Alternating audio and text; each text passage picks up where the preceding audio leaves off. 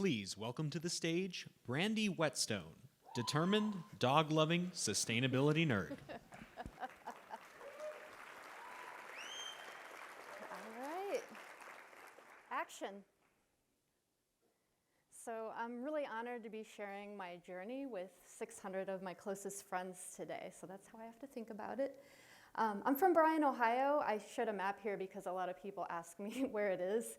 And it's in the northwest corner in a rural area. And my favorite thing during the holidays is when they light up the courthouse square. It's also the land of toys and candy. My grandparents worked at Ohio Art. They made Etch-a-Sketches and Spangler candies. They're making their infamous Dum Dum Pops. And I'm thinking it might be why my favorite movie is Willy Wonka and the Chocolate Factory. In Bryan, relatively small town, so we spent a lot of time outdoors, and I got around on my Huffy Sweet Thunder bike. I was really proud of it. And we didn't have screen time. It was Saturday morning cartoons. I'm watching Smurfs or Super Friends. And my brothers and I like to play in an open field at the end of the street by the railroad tracks and play some kickball. My dad really did a lot with me outdoors. We went camping and fishing. Our favorite spot was Independence Dam State Park. I learned about the great blue heron there. And I also ate fish out of the Maumee River, which I regret, but Director Mertz has assured me that the river is much cleaner. My dad didn't have a lot of money, but he did leave me with an appreciation of nature, even the unappreciated critters in our backyards. He went back to school. He wanted to be a park ranger, and the local newspaper featured his class. You can see there.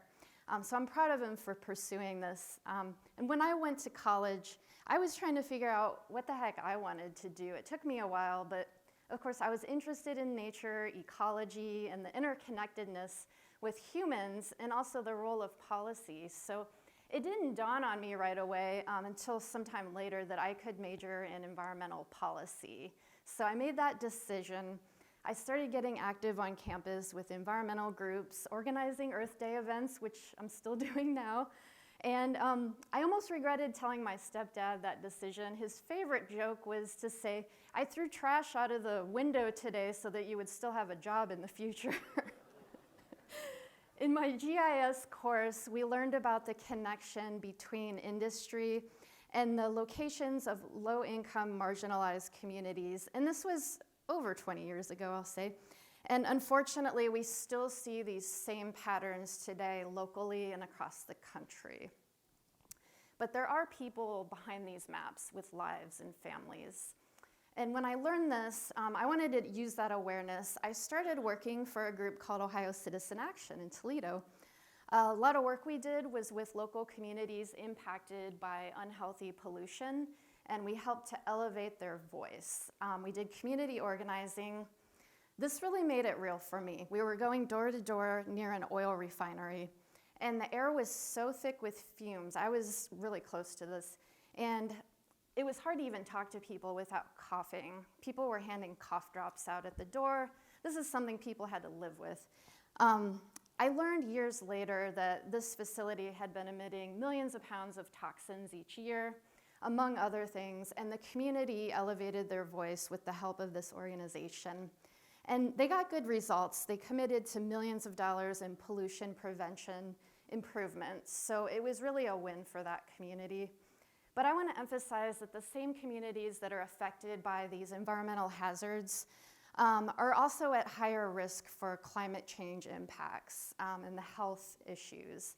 And climate change is a threat multiplier. It affects everyone, but especially those with the fewest resources who can't respond because of that. And you don't have to be next to a facility to experience unhealthy air pollution. You've already heard about the climate-fueled and experienced climate-fueled wildfires here in central Ohio. It's likely to continue into the future, and it's really important because people with health issues are at risk. And then there's our food.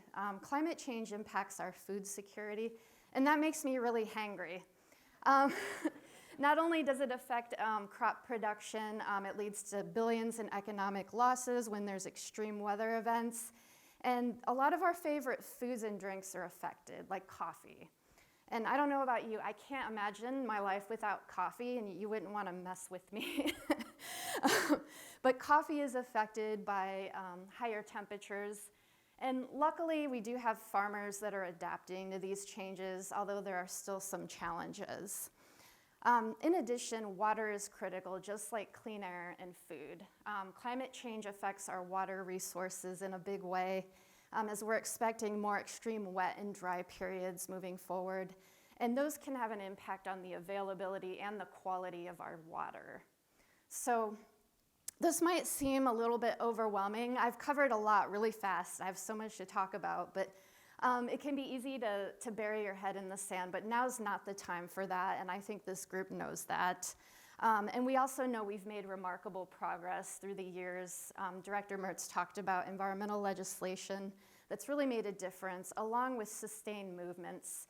I want you to look at your spheres of influence, whether you're a consumer, a citizen, a parent, or a public servant, because within each of those spheres, we have the opportunity to inspire others and to advocate for change. We also have the opportunity to create policies and solutions.